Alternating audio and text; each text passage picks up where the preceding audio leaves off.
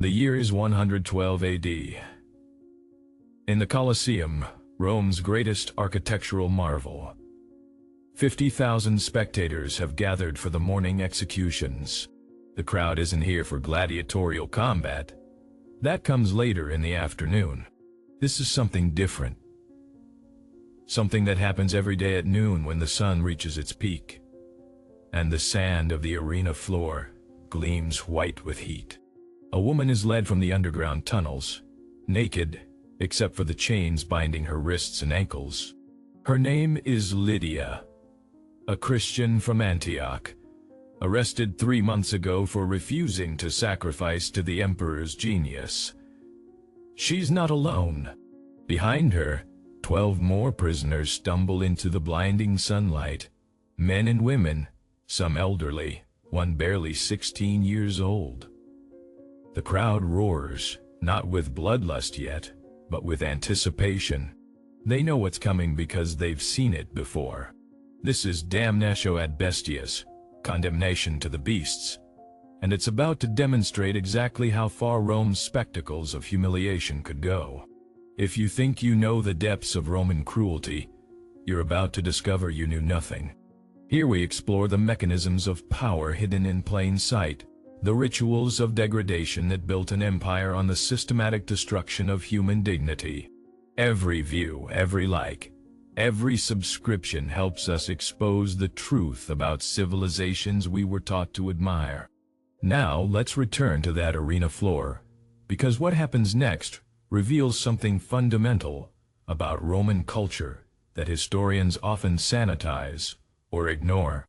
To understand the spectacles of the Colosseum, you need to understand that for Romans, public humiliation wasn't incidental to punishment. It was the entire point. Death was cheap in ancient Rome. Criminals could be killed quickly and efficiently, but what the state wanted wasn't just death. It was the total annihilation of a person's dignity before they died. The damnatio ad bestias was carefully choreographed to maximize humiliation. Prisoners weren't simply released into the arena with animals. They were often dressed in costumes, forced to reenact scenes from mythology before being killed. A prisoner might be dressed as Orpheus and torn apart by bears, or costumed as Hercules and burned alive, or made to play Icarus before being thrown from a height onto stakes below.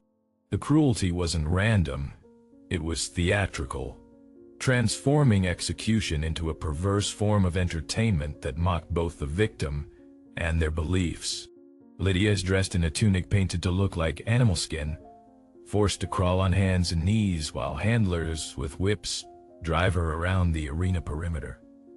The crowd laughs. Children in the upper tiers point and giggle. Vendors sell honeyed wine and roasted nuts while Lydia circles the arena, her knees bleeding from the rough sand, her dignity stripped away before a third of the Roman population. Then the gates open, and 3 leopards are released. These aren't wild animals. They're trained, kept hungry, conditioned to associate certain sounds and smells with feeding time. The animals don't immediately attack because they've learned that patience means better rewards. The handlers know exactly how to orchestrate this moment for maximum terror and spectacle. Lydia tries to stand but is whipped down again. She must remain on all fours, must perform as the animal she's been dressed to represent. The leopards circle, and the crowd's laughter turns to excited shouts, placing bets on which animal will strike first. How long she'll survive, whether she'll scream or stay silent. This isn't an execution, it's participatory entertainment. The crowd isn't merely watching violence. They're actively engaged in the humiliation, their laughter and jeers as much part of the punishment as the animals or the whips. And this happened every day. Not occasionally, not as special events, but as routine programming in Rome's entertainment schedule. Historical records show that during the 100 days of games celebrating the opening of the Colosseum in 80 AD, over 9,000 animals and an estimated 2,000 to 3,000 prisoners were killed in damnatio ad bestias spectacles. The numbers are staggering, But even more disturbing is how normalized it all was. Roman children grew up watching this. It was how they learned what happened to enemies of the state, to those who refused to conform, to anyone who challenged Roman authority. The arena was an educational tool, a place where lessons about power were written in blood and humiliation. But the Colosseum wasn't the only venue for public degradation. The Roman Forum, the heart of civic and commercial life, hosted its own rituals of humiliation that were in some ways more psychologically brutal than the arena spectacles. In the Forum, criminals were subjected to fustuarium, a punishment where the condemned was stripped naked and beaten to death by fellow soldiers using clubs and stones, all in full view of the public. But the beating wasn't immediate. First came the ritual degradation. The prisoner would be paraded through the forum while a herald announced their crimes, real or fabricated. Then they would be stripped publicly, their clothing torn away by soldiers while crowds gathered. In Roman culture, public nudity was deeply shameful, especially for citizens. To be forcibly stripped in the forum wasn't just physical exposure, it was social annihilation. You ceased to exist as a person with rights and dignity. You became a thing, an object lesson. The historian Livy describes one such execution in 168 BC, where deserters from the Roman army were publicly flogged and then beheaded in the forum while theatrical performances continued in the adjacent theater. The juxtaposition wasn't coincidental. Rome wanted its citizens to understand that entertainment and punishment occupied the same cultural space, that watching suffering was not only acceptable but civically virtuous. Women faced their own specific forms of public degradation. Female criminals, particularly those accused of sexual crimes like adultery or prostitution without a license, were subjected to public rape before execution. This wasn't random violence. It was official policy. The rape was carried out by the executioner or by soldiers in public view, while the crowd watched. The legal reasoning was obscene in its logic. Roman law stated that virgins could not be executed based on religious prohibition. So if a young woman was sentenced to death and happened to be a virgin, the executioner would rape her first, thereby making her eligible for execution. The jurist Suetonius records this practice matter-of-factly in his biography of Tiberius, describing how the emperor's executioner routinely raped virgin girls before strangling them, all in accordance with legal precedent. Think about what that means.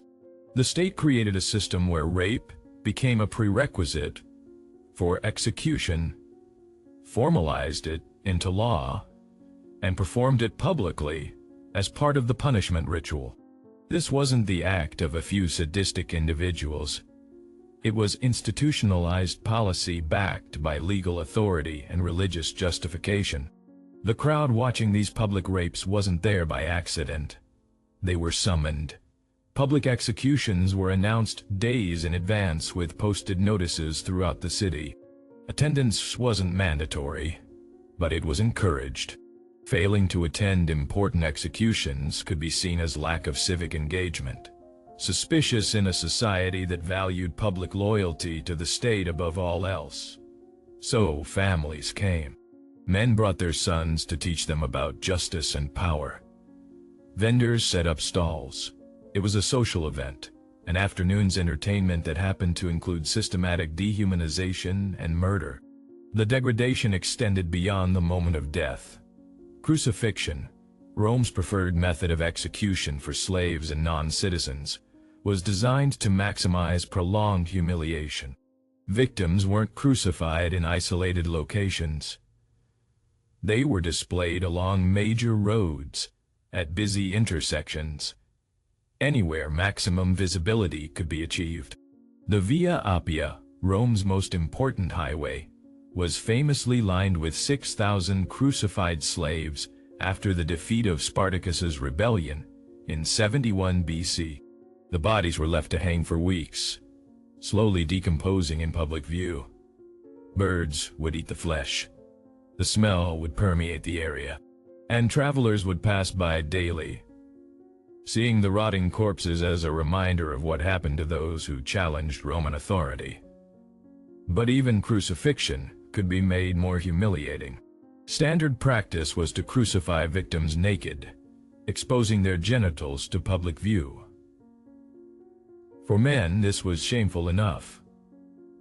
For women, it was an additional layer of sexual degradation. Historical accounts describe how crowds would gather beneath crosses displaying female victims, making lewd comments and gestures, sometimes throwing things at the dying women. The executioners allowed this. It was part of the punishment. The victims' family members were often forced to watch and forbidden from taking the body down for burial until Roman authorities gave permission, which could take days or weeks. The denial of proper burial was its own form of torture for both the dying person and their surviving relatives, because Romans believed that without proper funeral rites, the deceased could not enter the afterlife peacefully. The state understood this belief and weaponized it. By controlling when and how bodies could be buried, Rome extended punishment beyond death itself, into the spiritual realm. The family was forced to watch their loved one die slowly, denied the ability to provide comfort or dignity, and then compelled to leave the body exposed until the state granted permission for burial. Every aspect was calculated to cause maximum psychological damage to everyone involved. The arena games included another category of humiliation that specifically targeted educated, wealthy prisoners. The midday executions where the condemned were given weapons and forced to fight each other. This sounds less degrading than being fed to animals, but the psychological cruelty was more sophisticated. These weren't trained gladiators. These were philosophers, teachers, merchants, people who had never held a weapon in combat. They were given swords and told that the last one alive would be spared. The announcer would often provide humorous commentary on their clumsy technique, mocking their ineffectiveness while the crowd laughed at men desperately trying to kill each other with no skill or training. The humiliation was intellectual and moral as much as physical. A teacher who had spent his life advocating for virtue and reason was now hacking clumsily at a fellow prisoner, both of them reduced to animals fighting for survival, while thousands laughed at their degradation. And the promise of freedom for the survivor was almost always a lie. Even if someone managed to kill all their opponents, they would typically be executed anyway or forced to fight the next day. The hope itself was part of the torture. But perhaps the most psychologically brutal form of degradation was the mock naval battles, the naumachii. For these spectacles, the Colosseum, or specially built basins, would be flooded, real ships brought in, and prisoners forced to reenact famous historical naval battles. The prisoners were divided into two sides, given armor and weapons, and told to fight to the death while simulating ancient warfare. The cruelty here was multi-layered. First, many prisoners couldn't swim, so drowning was a constant possibility. Second, the battle often lasted hours, with prisoners dying slowly from wounds, exhaustion, or drowning while the crowd watched and cheered.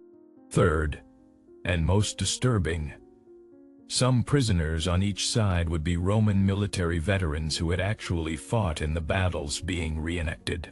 Imagine being a soldier who survived a real war, only to be condemned years later to play act your own trauma for entertainment, while former comrades in the audience watched you die. The naval battles weren't rare oddities. They were regular features of major games, and surviving account books from arena management show meticulous budgets for ship construction, prisoner training, and exotic animals to be released into the water to attack survivors. The Romans turned human suffering into an industrial process, with accountants calculating costs per death and engineers designing better ways to flood arenas. Emperor Claudius organized a naumachia in 52 AD that reportedly involved 19,000 prisoners divided into 2 fleets. Contemporary accounts describe how the water turned red within the first hour, how prisoners who tried to surrender were driven back into combat with spears and arrows from guards on the banks, how the spectacle continued until almost everyone was dead or dying, and the crowd loved it. This wasn't a disturbed minority enjoying these spectacles. It was mainstream Roman culture. Respected senators, philosophers, merchants, families, children, they all attended. The poet Martial wrote epigrams celebrating arena spectacles, describing executions in admiring detail. The philosopher Seneca, even while mildly criticizing the game's excesses, attended regularly. When Christianity later gained power and began shutting down the games, there were riots. Roman citizens protested the loss of their traditional entertainment. This is what makes the Roman spectacles so disturbing, not that violence happened. Violence has always been part of human history, but that Rome systematized it, industrialized it, made it into civic virtue and family entertainment. They built the largest, most sophisticated structures in the ancient world, specifically for the purpose of public humiliation and death. They created a culture where watching humans being degraded and killed was considered a normal afternoon activity, where your social standing could be improved by attending and showing appropriate enthusiasm. The legacy of Roman spectacles extends far beyond ancient history. The concept of using public humiliation as a tool of social control, the normalization of violence as entertainment, the idea that some people can be designated as less than human, and therefore legitimate targets for degradation. These patterns didn't die with the Roman Empire. Public executions continued in Europe for another 1800 years. The technology changed, but the underlying purpose remained the same. Teach the population through spectacle what happens to those who challenge authority. Even today, the echoes persist in how we consume violence as entertainment, in how criminal justice systems prioritize punishment and humiliation over rehabilitation, in how societies create categories of people considered acceptable targets for dehumanization. The Colosseum still stands in Rome, a UNESCO World Heritage Site visited by millions of tourists every year. It's beautiful in the photographs, an architectural triumph. But those stones absorb the screams of thousands of people systematically humiliated and killed for entertainment.